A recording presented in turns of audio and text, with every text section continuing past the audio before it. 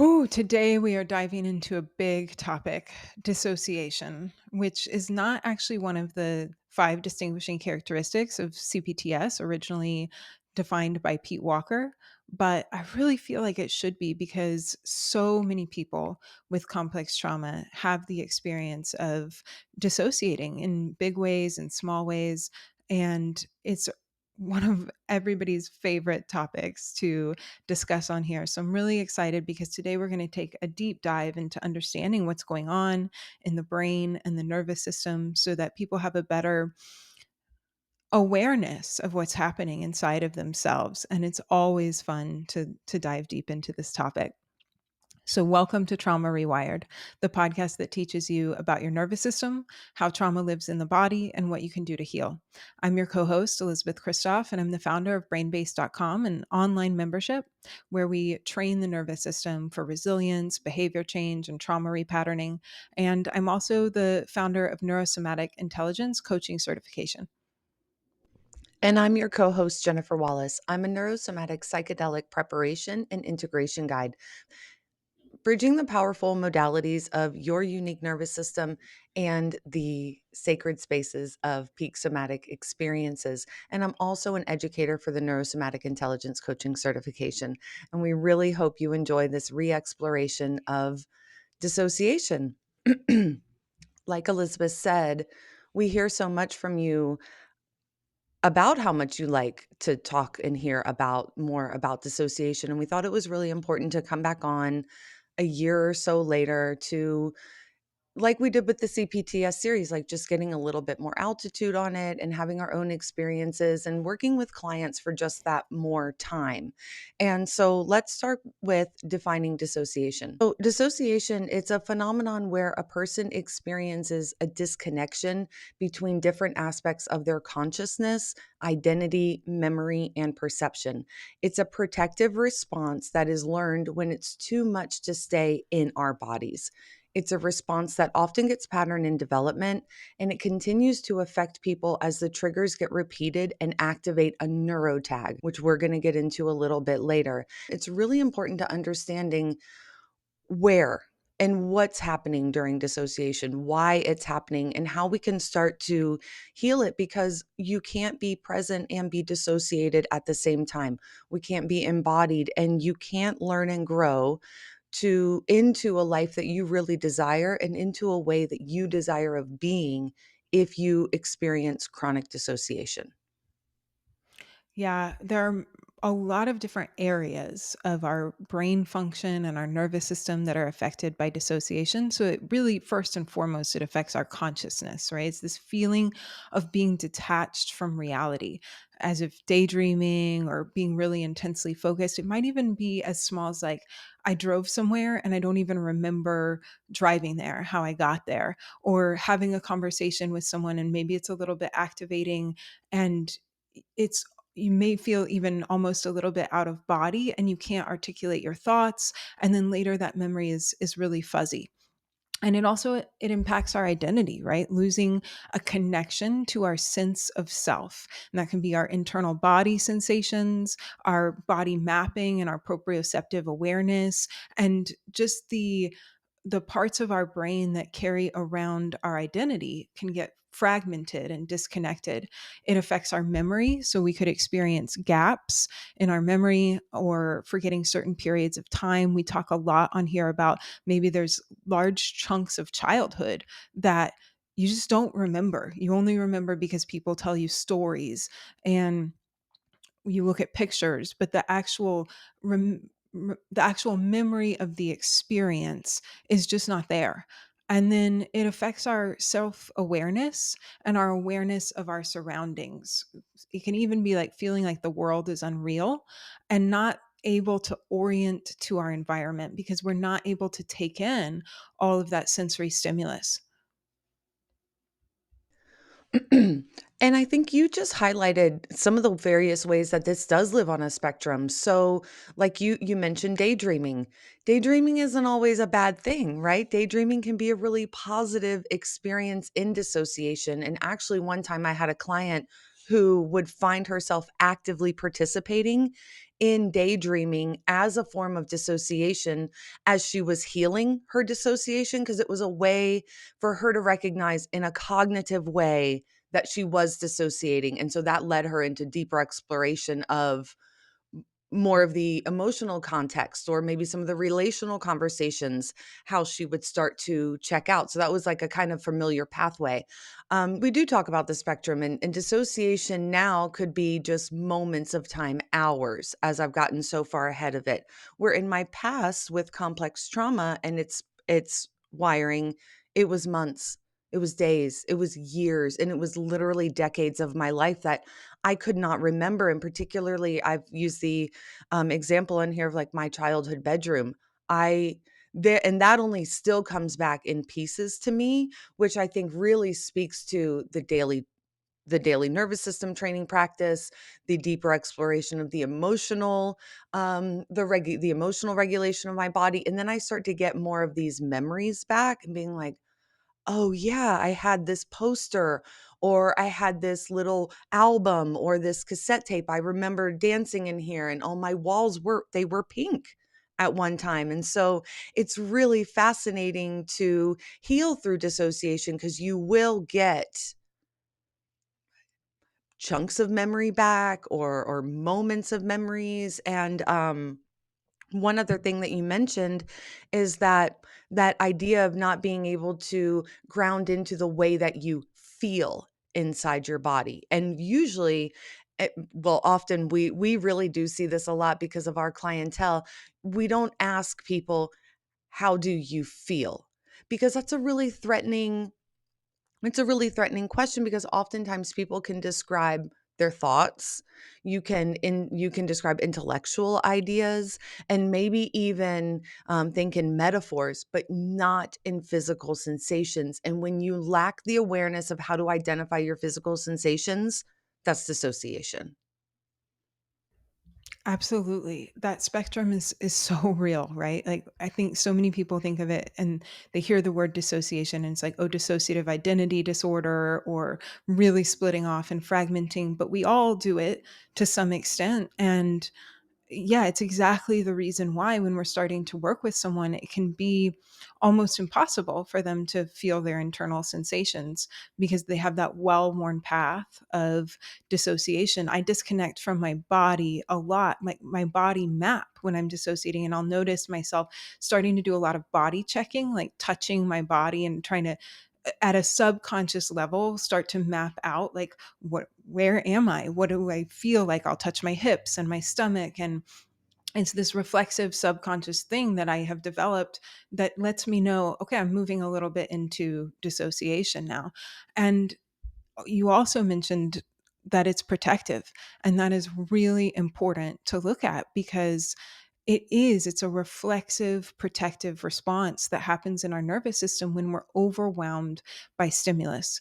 And there's a lot of reasons why, especially in childhood during development, the stimulus of a extreme situation or just the chronic stress of a bunch of little t traumas, an environment that's not meeting your needs would lead your system to have to check out because the capacity is really limited. And when that happens in development, it can become a well worn path, a protective response that our brain and our nervous system go to when we're experiencing stress or threat. And that could be social stress or emotional stress. And emotion comes up and we start to dissociate, physical stress. And what will happen the more we go down that path, the faster and easier we go down that path because what we do, we get better at. And so we can find that over time, we need less and less stimulus from our environment, from social situations to for that reaction to occur. And also too, as we've moved into that path more frequently, there's a lot of areas of our brain and our nervous system that start to underfunction or become hypersensitive. And so that will lead our system to be shaped in a way where dissociation becomes a more frequently occurring output. Yeah, it's really is such a fascinating um, protective response to explore because it can become chronic. And the thing too is that you could have been rewarded by your level of dissociation, right? By this way that you've learned how to protect and to survive as you move through your life. And later on in life, you have what it does is it allows you to push through.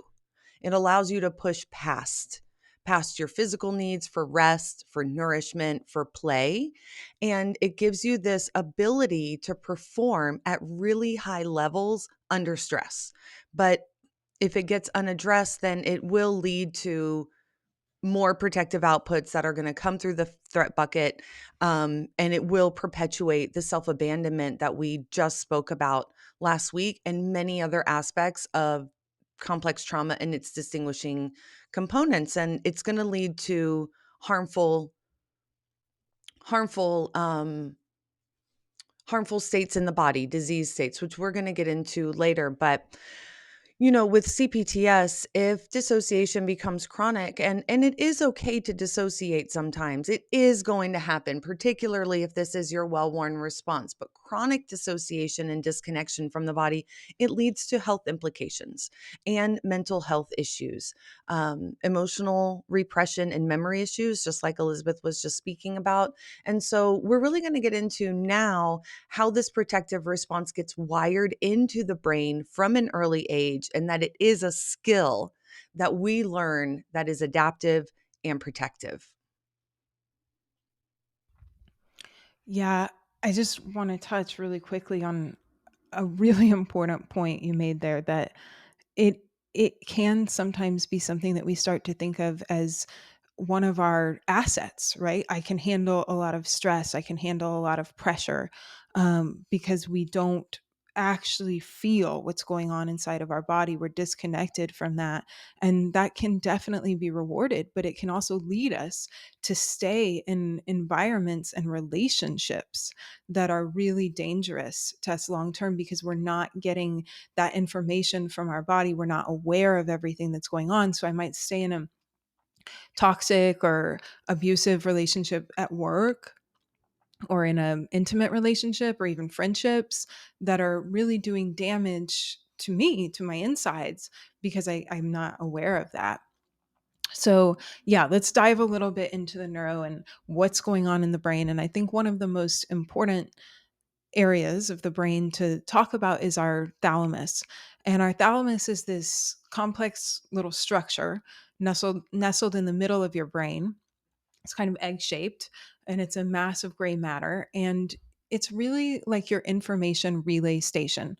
Almost all of our sensory input, except for smell, everything that's coming in from your body has to pass through the thalamus. So it takes in all of this information, and then the thalamus directs it out to other areas of the brain. So the thalamus decides what makes it up to our higher order thinking systems, our cerebral cortex, for processing and interpretation.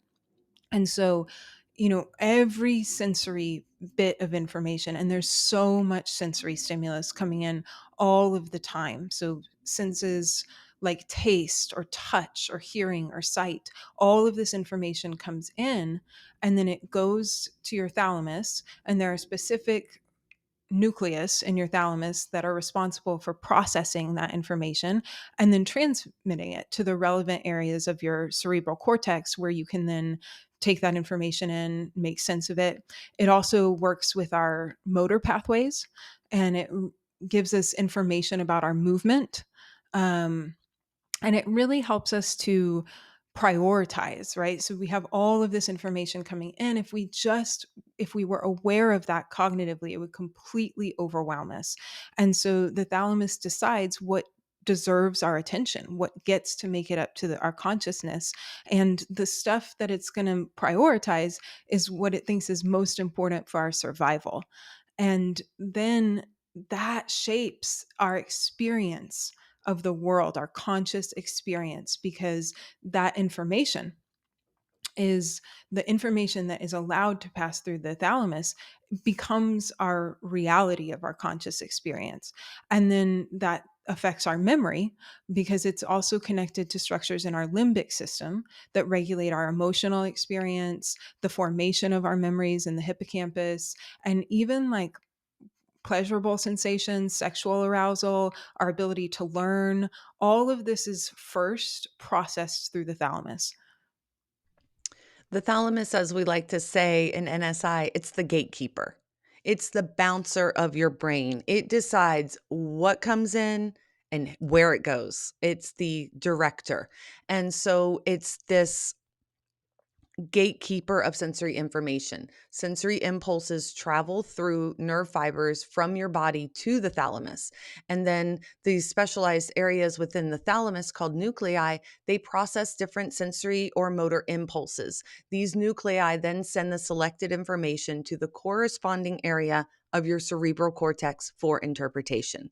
So that's just a little summary there of your thalamus, and how it's related to dissociation is, while the precise mechanisms remain elusive, neuroimaging studies in disorders characterized by high dissociation, such as depersonalization or derealization disorder, dissociative identity disorder, and the dissociative subtype of PTSD, they have provided valuable insights into brain alterations, possibly underlying dissociation. And so there was a paper that came out, a research that came out in 1995 from Crystal and colleagues that proposed that the thalamus plays a crucial role in dissociative like states of altered consciousness based on earlier research in post traumatic stress disorder.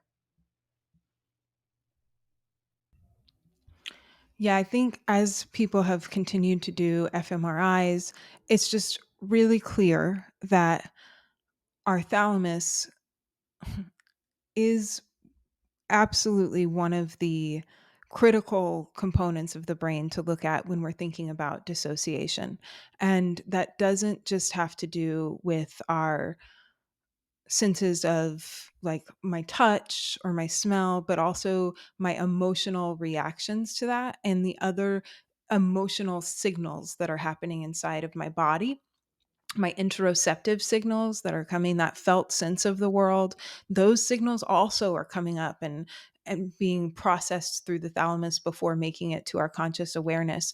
And then again, there's that interplay between the thalamus and our limbic system.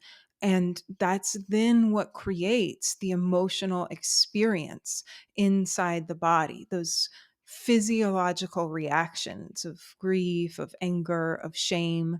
And so it's determining a lot of how this different stimulus creates emotions inside of me. And remember, on here we're always talking about that the emotions are not just our affect, like not just our feelings, but the whole physiological response that happens in the body. And so it's a very important structure in understanding what's driving dissociation. And to hear you talk about its connection to the limbic system, you can really see how, based on the information that comes through, you could get that dial turning up or that dial turning way down into like heavy hypervigilance, maybe, or like you said, some of the either the high hypervigilance. It could also totally shut you down into freeze and flop situations. When we're talking about the neuro of dissociation and how we heal through the sensory inputs, we have to talk about the vagus nerve and interoception. Vagus and interoception are key aspects of the nervous system and in the feeling and the knowing of what is going on in our bodies. Those are the two systems we're going to look at the most. So, let's look at interoception and depersonalization. First of all, interoception is the brain's ability to accurately interpret the signals coming from inside of the body, right? And we know the vagus nerve is that cranial nerve that leaves the brain and touches all the organs, it touches all parts of our bodies. And then 80% of the information gets traveled up to the brain, right? It's only 20% coming down from the brain. 80% of your vagus nerve's job is to relay information back in. And so That's interoception, and that's how these 2 come together to work together, right? The vagus nerve and the interoceptive system are deeply connected. So, poor interoceptive awareness can lead to a sense of depersonalization and dissociation. Depersonalization involves feelings that are detached from oneself, as if observing yourself from the outside of your body. It can create a sense of unreality and disconnection. The vagus nerve, which plays a critical role in interoception, it contributes to these feelings by influencing our bodily sensations and emotional states. The vagus nerve plays a major role also in your autonomic nervous system. It has 2 main branches. The ventral vagal, associated with safety and social engagement, and then the dorsal vagal, associated with shutdown and immobilization. So, when faced with overwhelming threat or trauma, the dorsal vagal branch leads to total complete shutdown. This state of dissociation includes feeling of numbness, overwhelm, and being disconnected from the world. In extreme cases, the vagus nerve can induce a feigned death response, whereas the body appears lifeless and dissociated, potentially as a survival mechanism. And so, you know, being dissociated is also going to contribute to deficits in our interoceptive system. It's going to get harder to hear those signals from the body and not only hear them, but interpret them accurately. And so that could come, like we're saying, with an experience of an emotion or having our intuition disrupted.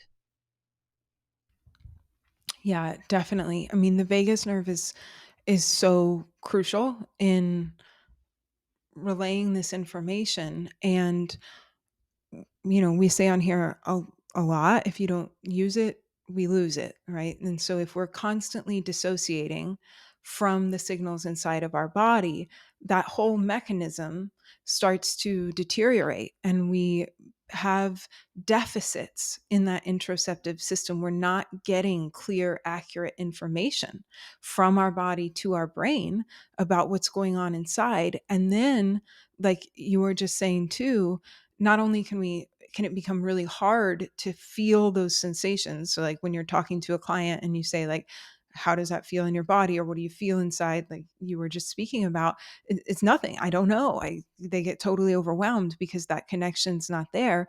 And then also too, when a system doesn't have enough stimulus, in this case because of chronic dissociation, it can also become hypersensitive, right? Because every nerve wants stimulation, it needs activation to stay healthy and alive. So when it's operating in this deficit of interoceptive stimuli, the nerves can actually become very hypersensitive to try to pick up more information, stay healthy, stay active, stay alive. So we become very hypersensitive to those signals. And so not everybody with interoceptive issues feels numb or disconnected. You can also feel too much into the sensations. And you can also have a very high level of threat associated with those sensations. So, for some people, when they feel what's going on inside of their body, it's very activating. It moves them into a big sympathetic response, or maybe shuts them down. But there's a big stress response that comes from feeling those signals inside. So we feel them a little bit too intensely and we become hyper vigilant around them. And that's why sometimes for people, as they're trying to practice mindfulness or develop a relationship with their body, start to have somatic practices, it's too much initially to say drop into the body. Do you feel your heartbeat, do you feel your breath? That's going to be really stressful for them, so they might want to externally orient. Can you feel yourself being supported by the chair? Can you feel the air around you? Can you even just look around the room and take in some information from your eyes and use different types of sensory input that aren't so stressful for someone who's been in dissociation for so long? And there's also a huge component of the vagus nerve that helps create our sense of safety, right? This idea of neuroception, which is just our nervous system's automatic scanning of the environment all the time, looking for danger cues below the level of our conscious awareness. And that, again, doesn't have to be physical danger cues. It could be somebody's facial expression, their vocal tone, all these different things that we're reading all of the time. And our interoceptive system plays a really big role in our neuroception, determining whether or not we're safe, if we're in that more ventral vagal state of safety, or whether we should move into one of our F responses, fight or flight, or whether we should shut down completely or dissociate. And all of that is how our brain interprets sensory information. And then the dissociation is the output of that interpretation. Of threat, that interpretation of threat. Right, is really what it is, right? Yeah, coming from inside of the body. And so another component of like the neuro of dissociation is the insular cortex. And we talk a lot on here. The insular cortex is one of our shining stars of Trauma Rewired. And the insular cortex is a deep fold within our brain that plays a crucial role in interoceptive processing. The insular cortex is the primary processing center for internal body feelings. It receives signals related to our internal states, such as hunger or thirst or pain. And then these signals come from various resources from our body. The insular cortex, it has functional connections with other areas of the brain, including parts of the thalamus, relaying sensory information throughout the brain. It's associated also to the limbic system, associated with emotions and memories. And then also it's connected to the amygdala, right? That part of our brain historically known for its role in perceiving anger or fear or threat in any way. And our interoceptive system, so we're talking now about our vagus nerve, but also the insular cortex and the parts of our brain that interpret that information coming in. This is a predictive system. So it's not responding actually in real time to what's going on. It's predicting ahead what your response is going to need to be based on the information coming in. So it's operating a little bit ahead of the present moment. And our internal sensations that we feel are coming from those predictions within our interoceptive system. And our brain makes predictions based on our past experiences, right? And so our brain is making these predictions all of the time about what the sensory information means, and then generating an output ahead of what's really going on. And so if we have a lot of experience with threat and stress, in social situations, in different environments, then that's how our brain is going to interpret those sensory signals, and it's going to create those responses inside of our body. So these predictions may or may not be accurate, but they're what drive our mood, our feeling, the way we are inside. And so our insular cortex really contributes to our self awareness of these internal body states and what that felt sense experience is. And then it takes those signals and it integrates them, relays them to other areas of the brain, and produces our emotions, our emotional experience, like we talked about. It impacts our cognition, our ability to stay in our higher order thinking systems or not, and our identity, our sense of self. And you may be getting to get into this podcast now and be thinking like, what is the point of all of this? Like, why does it even help for you to know all of this information? And you hear us say a lot on times like, where do we start? And it does start with being able to take in information and start to maybe think a little bit more broadly about the way that life looks for all of us. And so, we talk about every episode conversation, we really stress intentional stimulus training, right? We understand, when we understand how our body and brain work to take in and interpret information, and we know we dissociate because the nervous system is interpreting too much threat and producing the output of dissociation to keep from the system from being overwhelmed, we can gradually train these areas to feel safe with the stimulus that's coming in. And over time, we won't dissociate as frequently or maybe as severely. And we initially train the brain and nervous system with stimulus and regulation as the right dose. I want to say something for a moment after I say severely. Like I said, in the very beginning, when we talk about the spectrum of dissociation, it's no longer me losing time in months and days and years and in decades. That looks now more like hours of time, right? So it's the severity has decreased with time over my time that I put into my daily intentional training my sensory input systems, getting that accurate amount of information from the vagus nerve and from the interoceptive system, particularly. And we intentionally train the brain and nervous system with stimulus and regulation at the right dose so that it adapts to it safely, adapts to the stimulation safely.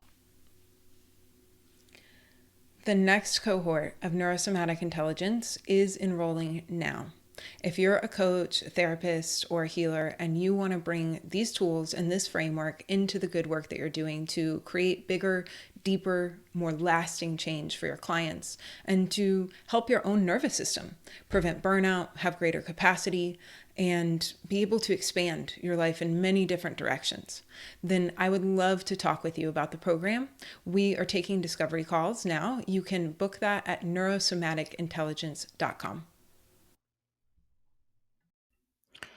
Yeah, I think we are diving a little bit deeper. I mean, it's a high level overview of what's going on in your brain. And again, everybody's very unique and different. But we are diving a little bit more into the neuro, and it is kind of like, yeah, why? But I think it helps to connect the dots a little bit that our experiences shape these areas of the brain, these nerves, because again, we are neuroplastic beings and our nervous system is like constantly adapting to the environment, to the situations that we're in, to the social experiences that we have. And so all these experiences that we've had over our life, they change how our thalamus interprets information. They change how our vagus nerve functions, how it relays information to the brain, and then how our brain interprets that information. And that's real. So that experience of I'm moving into dissociation all the time, like there's a reason for that because your system is adaptive. And that was the adaptation that helped you survive and not become overwhelmed. And it's also changed how you are now and patterned you in this certain way. And so one of the really important takeaways from this is that we're neuroplastic and changing all of the time.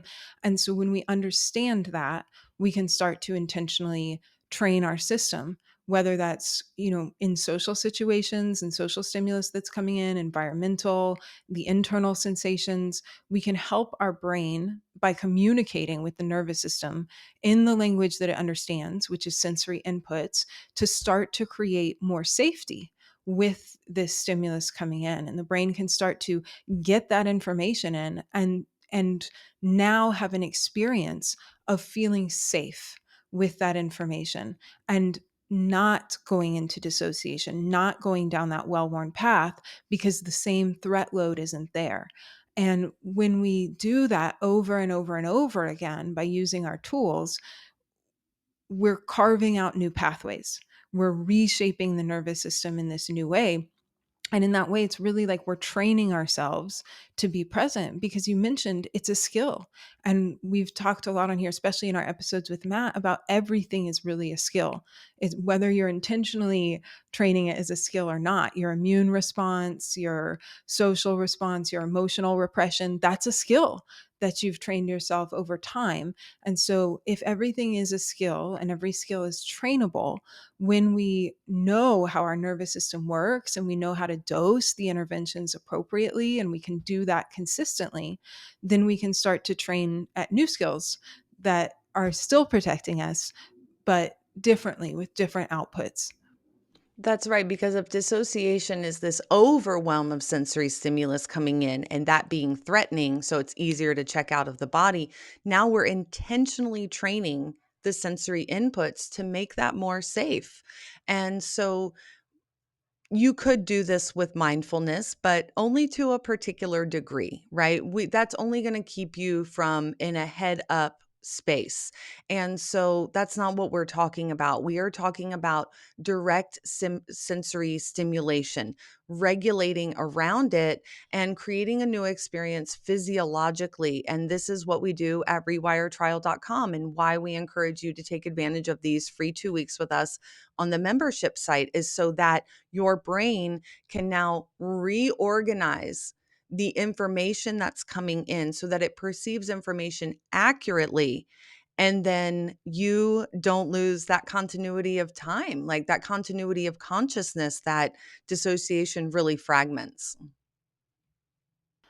Yeah, and it's really important when we're talking about, repatterning the system to think also too about it's important to get to know your own nervous system and to be able to assess and reassess what the right amount of stimulus is for you, what the right amount of change and trying to create a different experience is, because remember, this is a protective output and this is a well-worn path. And so if we overdose ourselves with any kind of intervention, that could be like a somatic practice, it could be a cognitive therapy session, it could be just trying to cognitively push through and create behavior change, set a boundary, whatever. If we're going at that too much too fast, just not at the right speed for our nervous system, and we don't know how to assess and reassess how our nervous system is responding, we're just going to keep pushing ourselves down that same well-worn pathway, and it's happening subconsciously. So I'm going to be finding myself in these states of dissociation and overwhelm or F response, and I can't change that without also working with the nervous system and without knowing what is the speed, what's the dose, what's the amount that works for me to start to create positive adaptation, a new experience. And when we're talking about healing something like dissociation and most aspects of complex trauma often come with slowing down a little bit. And that can be really scary to come into the body is going to require an aspect of slowing down. And we want to be able to rely on the information that's coming in from the body, from the vagus nerve, from the interoceptive system, and really being able to cultivate that presence that makes life so enjoyable, but also too, we want to be working on like the brain area processing, right? That's processing all of this information. Um, and it's one of the things that we see a lot in dissociation, one of the aspects of dissociation is an intellectual dissociation away from the body. And it's this concept and idea, it's a way of living for people where you can stay in your mind and avoid the body. It's like you can intellectualize, you can know something, you can understand intellectually the way the nervous system works, for say, or like knowing that something, but knowing something isn't the same thing as experiencing it somatically. So this happens a lot in our realm, especially when we start working with one-on-one clients who are high drivers, high performing women, very successful, and they've learned, like we talked about before, to just push through, override the signals of the body, overtrain, overwork, overperform, right? Those are levels of dissociation that are usually rewarded in some way, even by ourselves, right? We go to the gym, we overtrain, we overdo it, and then we look at ourselves and we see that, oh, this actually might be what I want to look like. And I'm totally disconnected from my body's signals telling me that I'm in pain. I'm tired. I can't hear myself. But then cognitively, you just keep knowing that what you're doing is actually working for your aesthetic. Or maybe that overdrive at work is working for your paycheck. Maybe that overdrive of dissociation in your relationship is just keeping you safe in some way because you're too scared to leave, or you're too scared to share your voice and your experience as to how this relationship is actually keeping you hiding and in other protective mechanisms apart from dissociation. Yeah, I think it's so important to stress here that knowing how the nervous system works is not the same thing as working with the nervous system. So, we're giving you all of this information, and it is important to start to connect the dots, to start to understand how this happens, to know more about yourself, to see your behavior differently with altitude, have more self compassion. But in order to really make changes in your emotional processing, in cultivating that sense of safety inside, you actually have to work with the nervous system. And you can't just understand, okay, I need to process my emotions. There's an experience of that that has to happen. And so many people, I think, get stuck in that first part of like, let me read all the books about somatics. Let me um, do this research, listen to this podcast. And I just really want to encourage people to, yes, and also work with a somatic practitioner or work with us on rewiretrial.com or do something where you're actually getting the work. Because I lived a lot of my life up in my head, understanding all of this. I relied on my intellect. I thought if I could just figure it out, I could push through it. And there were real health consequences to that. And my behavior wasn't actually changing.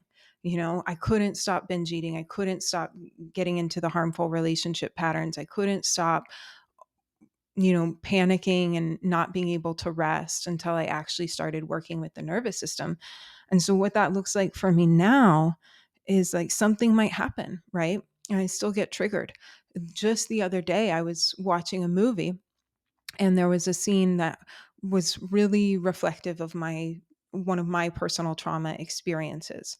And cognitively, I felt fine. I was safe. I was in my house, but I started to experience a little bit of pain between my shoulder blades. And then that pain started radiating down my arm, and I got a little numbness. And because I know what I know, I was like, okay, this is a protective output of my nervous system. But if I had just stopped there with that awareness, I still might have gotten pushed into the emotional flashback, looking at, my partner through a lens of distrust, being really shut down, experiencing brain fog. It would have just continued to build. But instead, because I have the tools, I got out my Z Vibe and I started doing some regulation tools, and I had to play around for a minute. Maybe I started with some camshafts, moving my body a little bit. Then I tried some breathing. That wasn't working. Okay, I went to my vagus nerve. I did that. And all of a sudden, the pain started to go away. And I was like, okay, this is the stimulus that my body needs. I know how to work with my nervous system. I know how to recreate safety. And I actually have to stop in real time, in real life, and and make the space to do that work so that I don't go down the well-worn path and really create that change. Really beautiful example of why you wouldn't want to intellectually bypass this experience in your body. Um, we're also going to talk about spiritual bypassing and dissociation as a means of dissociation. And this is going to hit our spiritual community a little bit differently here now. And I am one of you. I work in psychedelic spaces, and one of the reasons that I strongly suggest preparation of the nervous system before going into these peak somatic experiences is because of dissociation. When you are working in modalities that are incredibly embodying medicines, plants that are very embodying, and then you have someone who's chronically dissociated, this experience of, say, a medicine ceremony could be really frightening on the back end and very challenging from a nervous system that is not ready for an experience like that, like a medicine. And what I really think about the most when I think of spiritual bypassing and dissociation, though, is meditation and astrology/horoscope. So we've heard this before with people who are really great meditators, right? They can just leave their bodies and experience a deeper consciousness, maybe in that meditative state, and still not understand. And and be able to feel the experience of their bodies. It's just easier to check out. It is easier to go into an altered state of consciousness. And with something like astrology horoscope, it's seeking this external cognitive framework of understanding who you are based on the stars. It's like, oh, I'm a Gemini, so I act like this, or oh, that's my Capricorn moon, and I do this because of this. And it's like, your nervous system has been recording every experience that has ever happened to you and then patterned the way that you are right here right now. What my two personalities were actually four personalities of my 4F trauma responses that had nothing to do. And it was more socially acceptable to feel my fight and my freeze response from my community and my friends because I was a Gemini. And that's just, it's an unfair way of you to live for yourself, and the way, I guess, is the way I think about it. Yeah, I mean, I think there's great things about achieving those higher levels of consciousness, and like meditation is great, and looking at different energy systems and all of that is can be really great and a very interesting experience, and it's important not to use it to avoid also having a connection with your body and understanding your reactions from that level of the nervous system. I remember, like, not that long ago I was doing a teaching for another membership, to work with some of their coaches, and I was teaching some NSI tools, and we just dropped into the body for a few moments to try to feel some internal sensations, to get an idea of like a somatic yes no in business.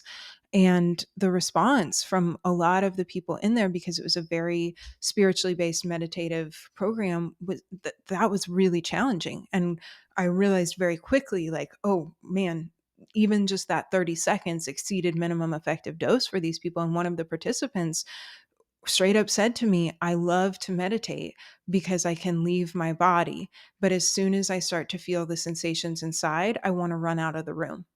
And I get that. I understand that, why it's threatening. And there's a real reason that we need to start to also make those sensations safe so that we can have a different relationship with our body and not always have to leave it to feel comfortable. And then I think also too, when we're talking about emotional expression, right? We cannot express and process our emotions if we are disconnected from our bodily sensations, because they are very physiological events. And so I'm going to be in a high level of emotional repression or suppression if I'm not connecting to my body. And I have clients that have these behaviors that they want to move out of, maybe some obsessive compulsive behaviors, or pain, physical pain, um, binge eating, all of these things, that these behaviors are more repressive tools to keep us from feeling the emotions. And until we actually start to process those emotions and have the experience in our body of being with that grief, moving that pain, those behaviors aren't going to stop. And as much as we might cognitively know, I don't want to do this behavior, or maybe even I cognitively know I need to process my emotions, but I don't actually get in there and do it, then we aren't able to move out of that patterned repressive behavior. And then, like we've said on here many of times, the opposite of dissociation is presence, right? This, if dissociation is the easy, well-worn pathway, then what we're really trying to do is train for presence, because, like I was saying before about relying on your own experiences, when you start to come into your body, you'll start questioning yourself, questioning those realities that you're feeling and that you're sensing. And so presence becomes kind of the threat into the body. So back to that intentional nervous system training practice that you want to cultivate each day, is because when you're present in your body, you will be experiencing your world very, very differently, relationships very differently. And we talk on here, back to that daily nervous system practices, what we're looking for is measurable experiences where you could walk away from and say like, I was here for all of that. I stayed in my body for that conversation, or as I received that information from somebody or from the world, right? That information is the sensory stimulus coming in. And so the presence now is going to feel, I'm going to use that word feel, because you're going to start experiencing sensations in the body. And like I said, experiencing the world very differently. And presence is so important for emotional expression and being able to understand the truth of how you're feeling emotionally, so that you might notice some dissociative aspects and the disproportionate reactions that you're having to something, right? I think also too, in the emotional component of things is like understanding how we are feeling inside, being able to discharge that emotion from the body, because emotional dysregulation will dysregulate the full nervous system, which is not new information for those of y'all listening to this podcast. And I think presence is so powerful because it allows us to feel how powerful we really are. And that can be very scary for someone who's been used to hiding for so long. Yeah, absolutely. There's just so many reasons to start to try to create presence in your life. And another really important reason is because as we're engaging in all of these different healing activities, trying to create changes in our physical health outputs and outcomes, it's very important that we're actually present for those activities. And we talked about this in the presence episode. We go deeper into this, but there are studies that look at what happens when we're doing different healing practices and the impact that that has on our telomeres. So, our telomeres, remember, are just little compound structures at the end of our chromosomes, and they're what are often used as markers of biological age, biological health, right? So not my chronological age, but people can look at your telomeres to know your physical biological age inside of your body. And with different practices like sauna or meditation, that helps us have healthier telomeres and reduces stress. But there were also studies that found that you don't experience the same effects if you're not actually present in that activity. And I think we talked about, say you're sitting in the sauna, but you're still stuck in this fight and flight state, or you're still totally dissociated from your body, or whatever it is that's going on, that stress is then still there. I'm sitting in a sauna, but I'm having the racing thoughts about everything. My heart rate is still going, the stress chemicals are still going. So as we engage in all of these different activities for our health, if we're not present for that, we're not getting the same benefits as if we can actually be there embodied.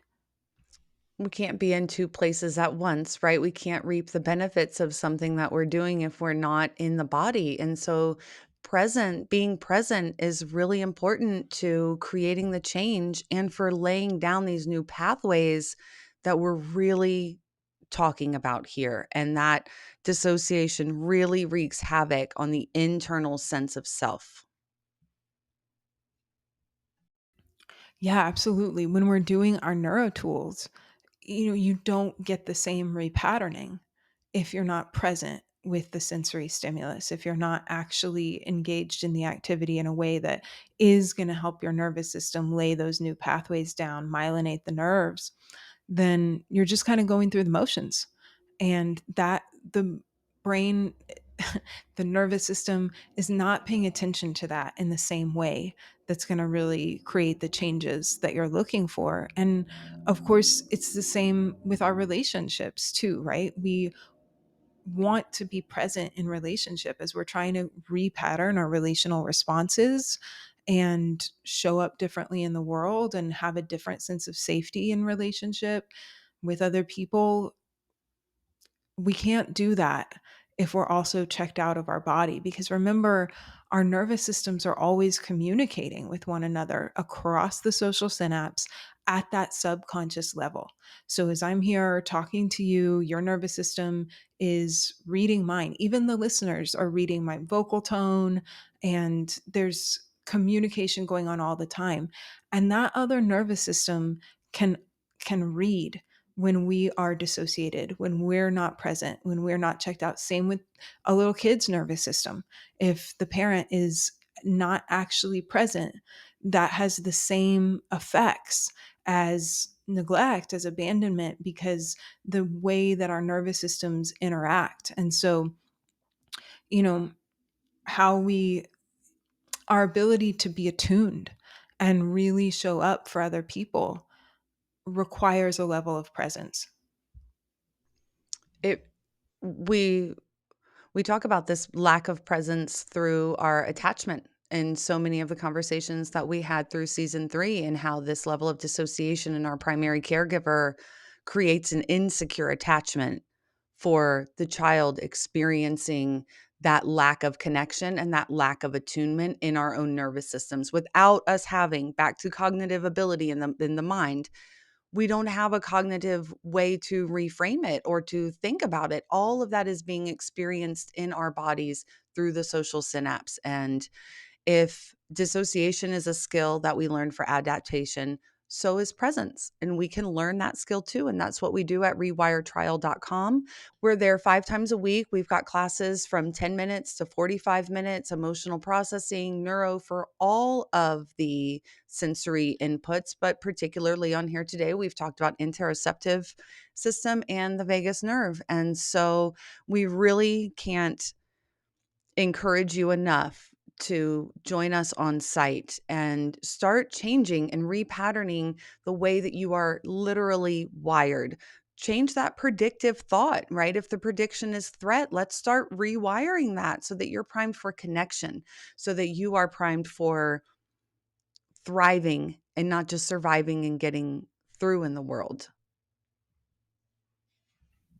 Yeah. And right now we're doing a whole series of classes specifically related to the outputs of CPTS, including dissociation.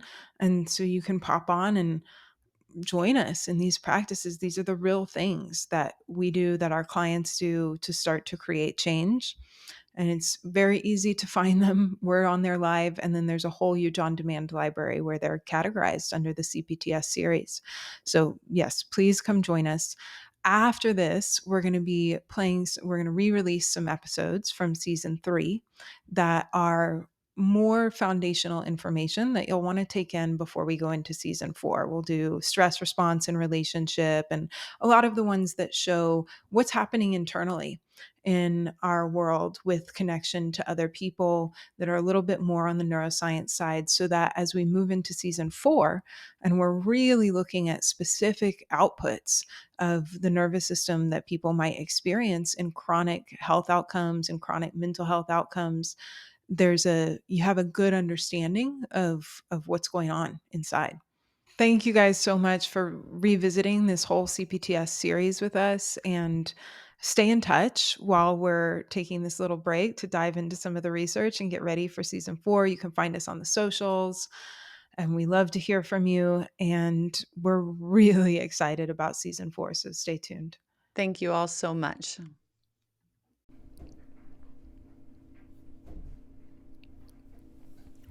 This podcast is for informational and educational purposes only and should not be considered medical or psychological advice. We often discuss lived experiences through traumatic events and sensitive topics that deal with complex developmental and systemic trauma that may be unsettling for some listeners. This podcast is not intended to replace professional medical advice. If you are in the United States and you or someone you know is struggling with their mental health and is in immediate danger, please call 911. For specific services relating to mental health, please see the full disclaimer in the show notes.